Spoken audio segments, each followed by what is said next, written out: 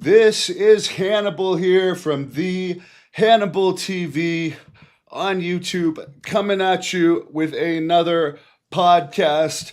This time with none other than the writer of this is a book that is unauthorized. It started off authorized, but after a hell of a lot of drama, it's become unauthorized. Ross Hart, one of my trainers, wrote the forward to the book, but here he is, the man himself, Scotty Rushings. How are you doing? And there's the Amazon page if for anyone searching for it. Hey man, how's it going, buddy? Good. I had some good workouts today. So Oh, that's how's great. everything going with you? Best-selling author. Is this a first for you? It's the first number one. Yeah. Um, really, I'm kind of in a daze about it. I don't know how to process it really, and it's pretty amazing how it's doing. So I'm excited about it, but it's not been easy. It's not been an easy road to navigate. A lot of drama around the process. So yeah, been tough, a little tough. Yeah, and the drama is an interesting story. I mean, it sounds like it could be a book on its own, or at least a chapter in the book. I just want to say one thing before you even start on Jocelyn Marshall's. For I'll tell you guys the backstory. That's Miyoku, my Shih Tzu, or whoever the hell you want to call her. His fake caregiver, which is actually the woman that used to be his mistress, and for all the money she's claiming you owe her, here's garnishment papers that I actually have against her.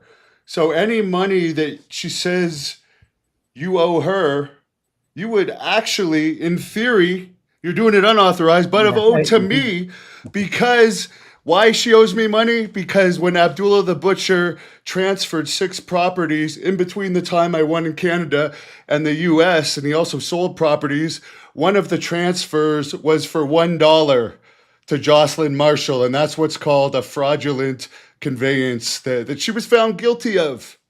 So I have a garnishment of this woman.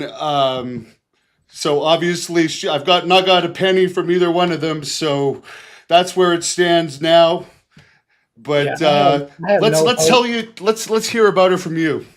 I have no hope that they still owe money for royalties they were paid for people that pre-ordered the book, and I've been left in the lurch to refund those people, and I haven't refunded all of them yet, simply because I haven't been able to. But we're doing it day by day, and we're getting everyone made whole. But they have not returned over $300 of the royalty money that they've been paid.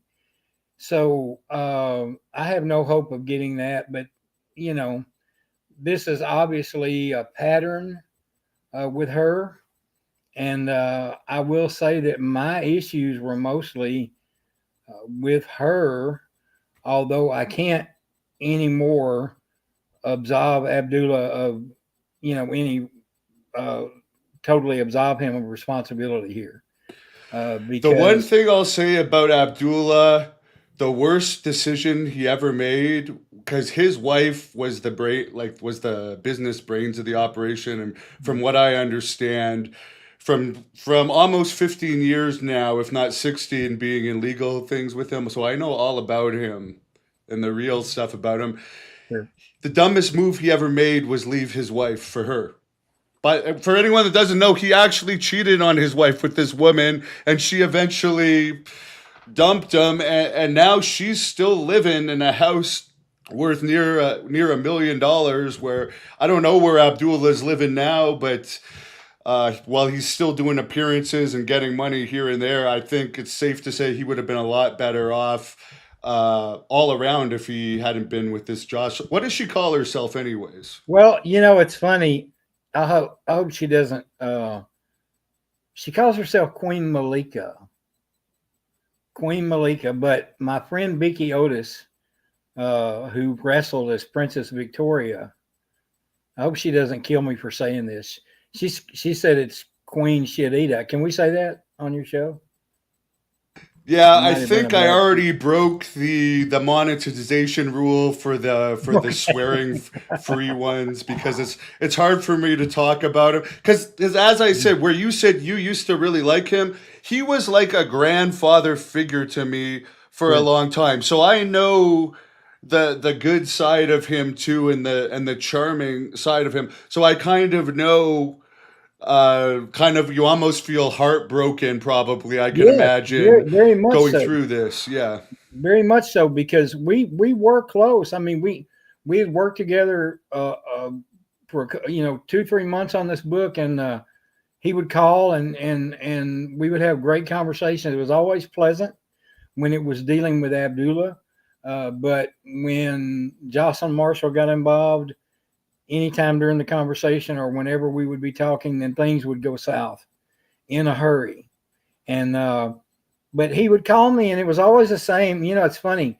He always followed the same pattern when he called, and he'd say, "Hey, Scotty, this is Abdullah the Butcher," and that's how he would always start the call. Like he had to introduce himself, and we had Like you couldn't recognize that voice. right exactly, and but we had a to be honest with you, we we worked well together. We had a good thing going, I thought. But at the end of the day, it all comes down to money. And she's not happy with any amount of money that they receive. I gave them an unheard of deal. And I'm gonna say what I gave them, and I probably shouldn't. But 95% of the revenues from the book were going to go to them. And I was not making anything off this book. My You're desire was to doing try it to, as a fan and to get yes, publicity to interview a famous wrestler and have a well, best-selling book. absolutely. I'm gonna be very transparent about that, and I'm not gonna lie about it.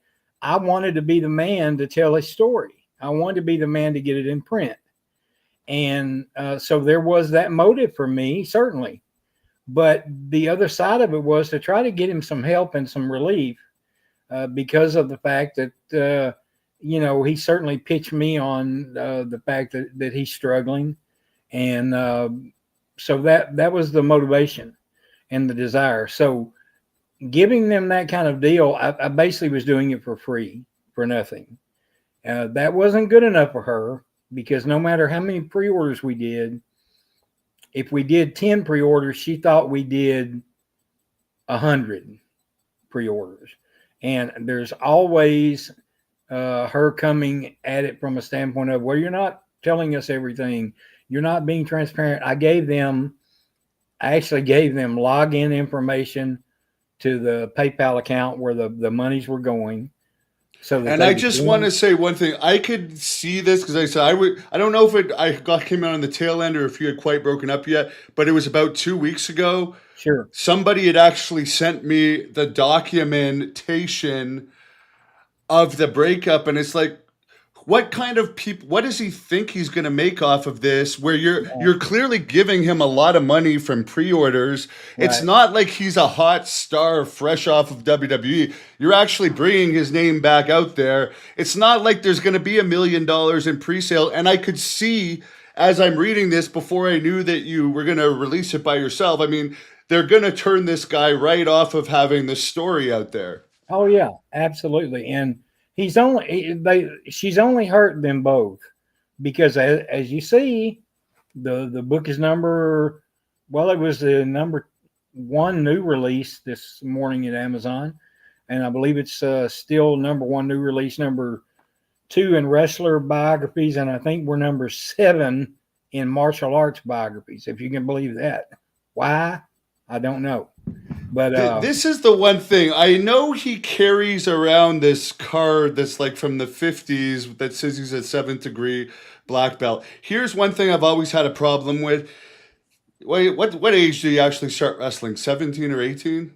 17. Yeah. 17, right. And he was going like almost every day from that point forward, right? Pretty much. Yeah. So how did he have time to get these 7 degrees of black belt when he's on the road I 7 days have, a week?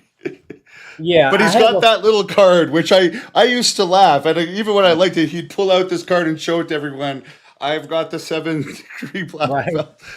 I have a photograph of his black belt certificate that he gave to Malika, and he signed it to her. This is for Queen Malika.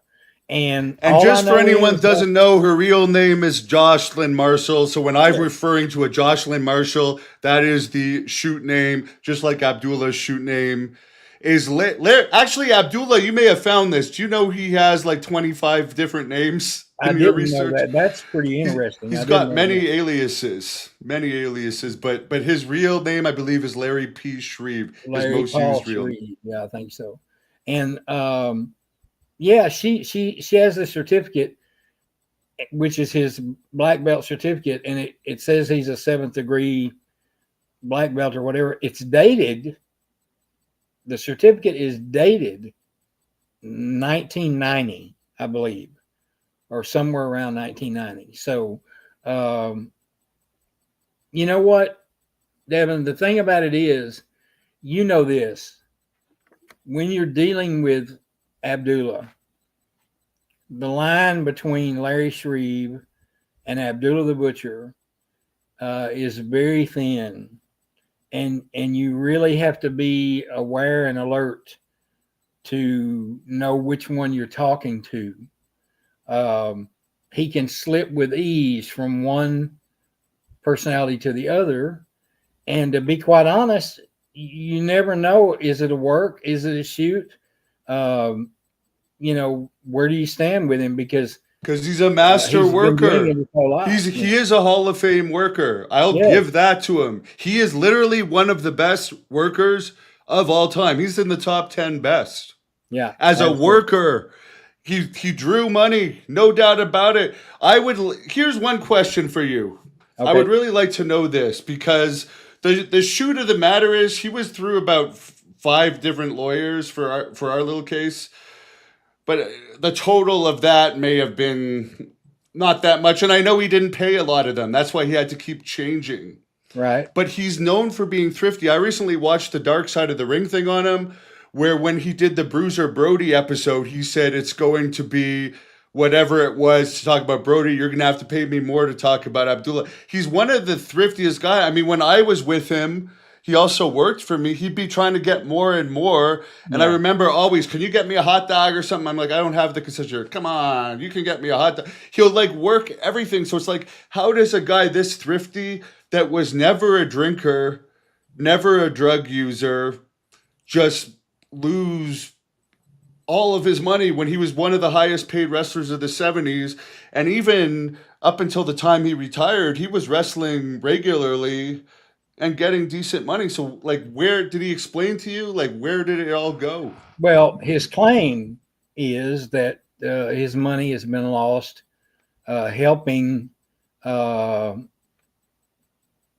his family, helping people in need, and that the ex-wives have gotten some of it, and because I believe there's at least 4, and All right, because it's my understanding from all the research I've done, it's only been one, Unsha. well, yeah, That is the airline stewardess that basically took care of him for years. yeah, it could be, and that's there again. That's where those lines get blurred, and some things are very hard to decipher about him, and you're likely not going to get the full story from Abby.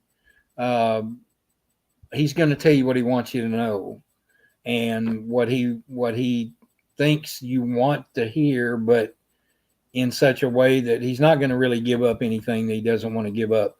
That was my experience with him. But he claims that he was taken advantage of by his family, that he's estranged from his siblings, that he helped them in their times of need, and they pretty much forgot about him when he fell on hard times. So that's his claim. I'm looking at Grok. Okay, this is interesting. So he must have met Unsha, which was his smart wife. This smart wife, I remember he once told me that he had a 500-foot long driveway, and when he stopped being faithful to his wife was when she disappeared in the driveway as he was Wow. driving to the airport. That's a quote from him I'll never forget. And again, I took that advice with my ex-wife and I got divorced. He was a really bad. I actually looked up to him as a mentor. One thing I've learned over the years is don't use wrestlers as mentor. And I'll tell young wrestlers, don't do that. Look at what's happened to him. I Yeah. don't even like his wife. She owes me money. We're still in a process of stuff with her. Do you think they're romantically involved? Jocelyn? Yeah. Yes. You think? I mean, because he never, they Yes. never let me in on Oh that. God, that's his significant other. So Yeah. here we go. Abdullah the Butcher. They have his middle name wrong here. It's not Robert. Right. You're right. He's been married. Okay, so see, they don't even have, this isn't even correct. This is not even correct. Yeah, because they don't have the one up there. Because I think he's been married to Unsha for quite a while, and her name is Unsha, and they've Right. been divorced for about 2.5 years. And I know this because I've been there through the divorce, and she does not like Abdullah, this Unsha, his last wife. But they've been. Someone sent me a picture recently of them that looked like it was from at least 1990. So I don't know if this is accurate at all. This is It very may not weird. be. You really can't trust. You know, I try to stay away from the online sources because you just can't trust it. You The know. other weird thing is, up until I think about Dark Side of the Ring, he was always saying he was kicked out of school when he was 16. It was always, I only lasted till the 10th grade. That to me is believable. Right. This Then he's changed it recently to, oh, I can't read, even Second though I grade. have handwritten letters from him. Right. And the thing is, like, where he dropped out of school in grade two, there's interviews with his mom. In the same interview, by the way, he says 16. His mom seems like a fairly nice person. At grade two, what? You're going to drop your kid out of school in grade two? That's not even legal Yeah, I in know. Right. Canada. Like, you. But well, he claims that to do that, his claim is that you just leave home in the morning like you're going to school, and you just don't go. And he did say that eventually they sent letters to the house, and that his father got the letters, and he took a whipping because of it. That he wasn't in school. So I don't know. I mean, to be honest with you, I've tried in this book to present his words as he told them and let readers make the decision. Let them uh, decide what is a work and what's a shoot. Because I believe it or not, as bad as they don't like me right now, they were treated fairly in this book. And I left it up to the reader to decide. Here's the story. Take of it what you will and make your own judgment about it. I didn't, the old Julius Caesar, Mark Antony's. I come not to bury Caesar, but to praise him. I mean, I didn't try to bash him. I really tried to put both of them over, but within the context of being factual and accurate. And that was one of the bones of contention that we had from day one when I spoke to both of them about doing this. And I was very adamant on he was going to have to address Bruiser Brody. We had to do a chapter on Brody. And, he didn't want to do it in the beginning. He did not. And readers that get the book, I think, will see that the chapter came out pretty well. But they asked me, well, why does he have, she asked, why does he have to do that? Because people are going to expect it. You can't really tell his story without talking about Brody. And if you shy away from the whole subject, then you're branded a coward. You say, well, they say, well, you didn't address that. You kind of ran from it. But what we did not do, or what I would not do, was sensationalize Brody's death in any shape, form, or fashion in order to sell a book. Never was going to happen. So we just tried to have him be forthright, and I think he was. But in that regard, I'm not sure that people are going to hear anything. Yeah. I'll tell you right now, because I believe this this would have been about 2007. So I'd known him since 2005. I first met him. We were driving I'd wrestled him in Oshawa, and we were driving back to wrestle from Ottawa. And I remember this was before YouTube had, I think, just started in 2005. So the story wasn't huge then. Right. I knew it from actually wrestling in Puerto Rico. And I asked him about it. And what he told me is he knew Brody was going to get stabbed that night. He was in the office. He was aware a stabbing was going to take place. But he said it wasn't supposed to be to hurt him or to kill him. He said it was supposed to, they wanted to hurt him and not kill him. And it actually kind of makes sense because he did bleed out on the floor for 45 minutes and he ultimately died at the hospital.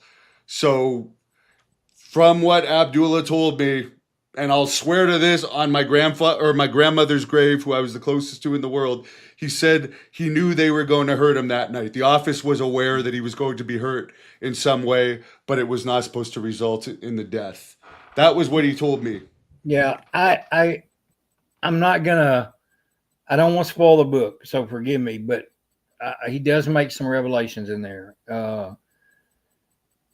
about how everything went down. But I just think, well, you got one person that's going to buy it for the Brody chapter. Yeah. Does he open up more than Dark Side of the Ring? Or there's a shoot interview on the road that's on this channel. If you guys search Abdullah the Butcher on Bruiser Brody, he also kind of alludes that kind of Brody may have deserved it in a way. But he kind of seemed like he was in a real grumpy mood during that interview for whatever reason. Yeah, I think,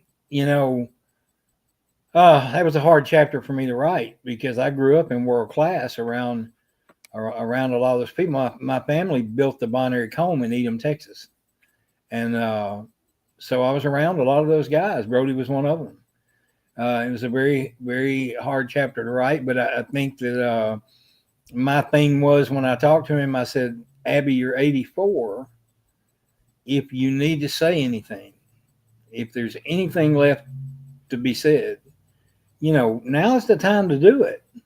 Now's the time to unload a lot of that stuff. So, people have to read and they'll have to decide, and read into what he says, how that played out. But definitely was a tough. They did not. They axed it, Devin. They axed it. Yeah. The first time I sent it back to them for their review, they axed the chapter. If I were Abdullah and if he sees this or Bioka sees it or whatever her name is, I call her Bioka, whatever the hell her name is. What is it? Jocelyn Marshall. What's what she call herself? Jocelyn Marshall.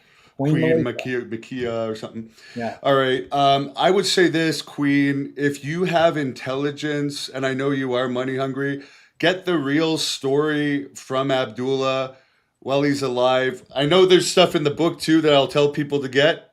It's on Amazon. We put the thing up. We'll put it up again. But get him on tape to say what happened. And when he dies, sell that to somebody. That'll make you some money. That's just my opinion. No matter how much I dislike you, make some money that way. And help what disgusts me, it really disgusts me. And I like Bruiser Brody's wife and stuff. But when I see pictures of her hugging Abdullah and stuff, after what he told me, he knew something was going to happen. It actually makes me sick to my stomach to the point that I actually had to unfollow her because it's like, this guy was not a real friend to your husband. Like, Tony Atlas was the only real friend he had that night because Dutch Mantell was in the dressing room. He claims he was in Vietnam, so he would have known some first aid to save lives. He did nothing. Yeah. Nothing. People were just lacing their boots as he's bleeding out, but I won't digress onto that too much. The fans really like you here, by the way. And I'll just put up one picture here. Anyone that thinks you can't read, here's a signed document. This is a legal document that he personally wrote. There's confirmation. Right. Okay, there he goes. Here's some confirmation. We're opening up Grok here. His real name is not Lawrence Robert Shreve. Right. It's legal Larry Paul Shreve. There we have. Right. I mean, there we go. Wow. And I'll show one other little clip here, which your story makes sense that he was skipping school, but I'll just share the screen of a video that people probably haven't seen. It's only about 30 seconds long. It's from a documentary Johnny Powers did on him. I just put a little clip here. Listen to this. Kicked me out of school when I was maybe 16 years old. So there you go. He was kicked out of school when he was 16. I mean, Yeah. I believe what he said. I believe when he said it there. Yeah. I think, and he does kind of elaborate in the book on going through 2 or 3 different schools. He was in one, I believe it was the McDougal Avenue School. And then they, apparently after that, he went to a school called Harry Guppy School, which was a vocational school. They were going to try to actually teach him like carpentry skills and things like this. But he didn't do so well there. And then I think there was another school after that.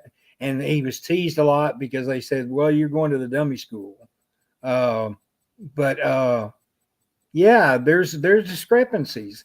And instead of trying to clean those up, what I chose to do was just present them in the book. And if people see it's a discrepancy and they read into that, whatever they want to read into it, they can make up their own mind. People are not dumb. You know, I mean, that's the thing about it. I mean, I understand that, you know, we've actually had people, we had somebody the other night, they were joking, but they actually said, you know, this whole thing, the drama around the book and everything, it's a work. This is all a work.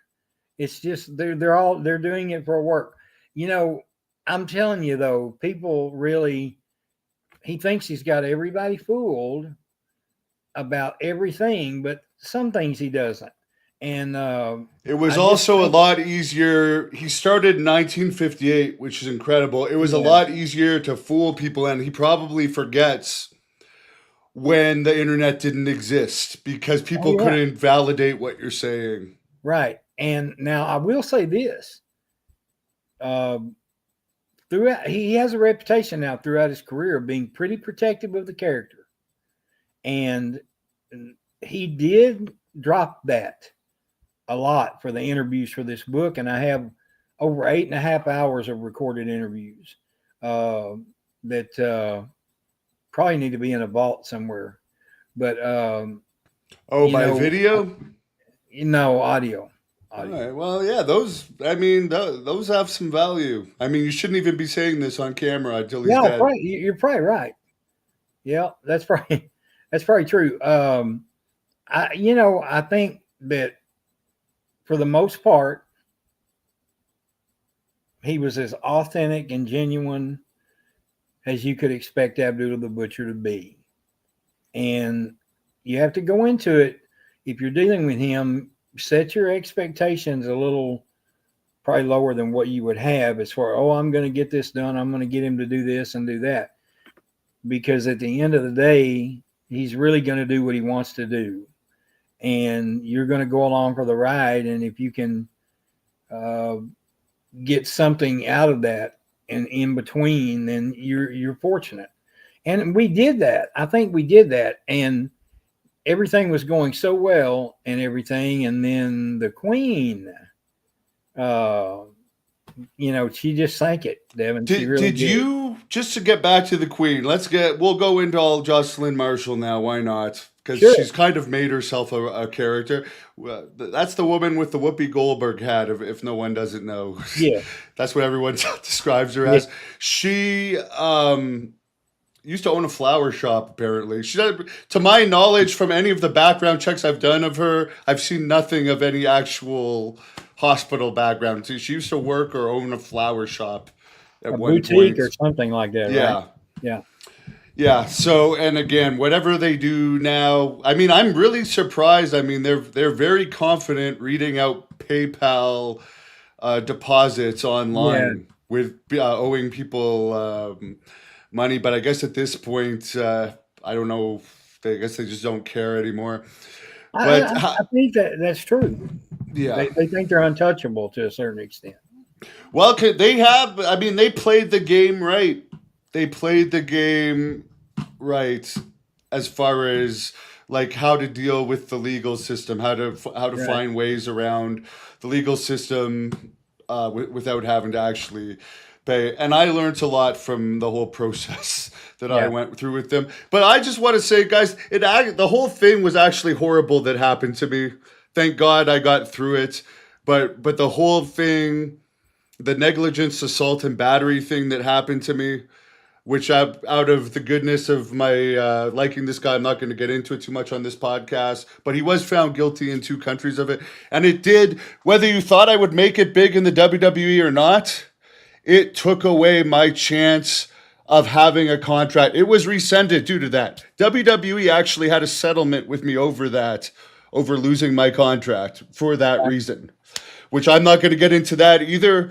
But I just want to say something really bad happened to me. Now it's luckily I got through it. I can be more lighthearted about it, but it destroyed my dream. Luckily, thank God, YouTube happened, and I'm now a podcaster. But I'll go back from the digressing. When was the first contact you had with this Jocelyn Marshall, who I guess is his mistress slash manager? I'll call her. Is she the one that connected you? And what has he told you about their relationship? Um, Not you mistress know, anymore. Sorry, former mistress. you know, I was watching my Facebook feed one night back in maybe February, January. I really can't remember.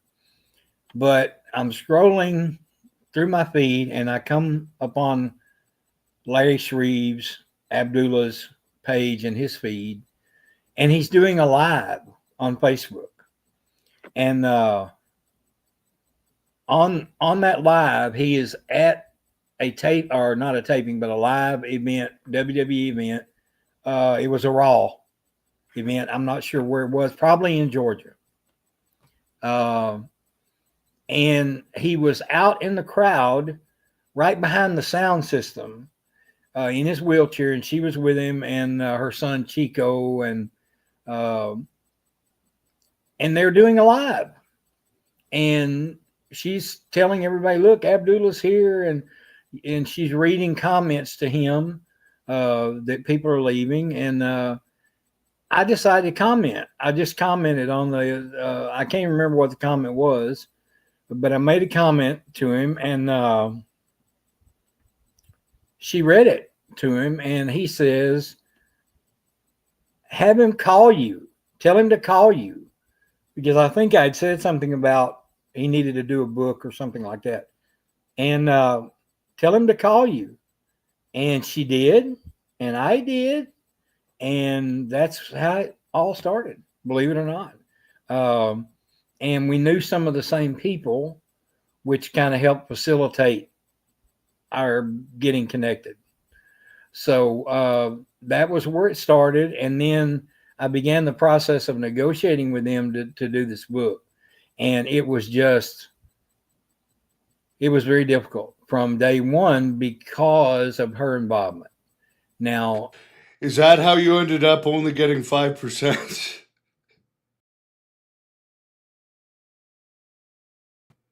Oh, damn it. I accidentally froze you. Sorry, man. We'll bring you back. We'll bring you back. He will take some fan questions.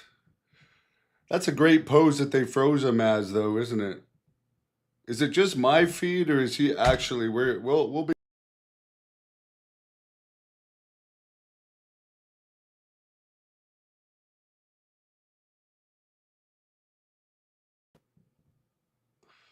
No. If you can hear me, cut yourself in and cut back out. Well, I guess God wants this podcast to end. His book, Becoming the Butcher, is at Amazon.com. Abdullah the Butcher, you're a scumbag, piece of crap. Karma got you. Enjoy the rest of your life.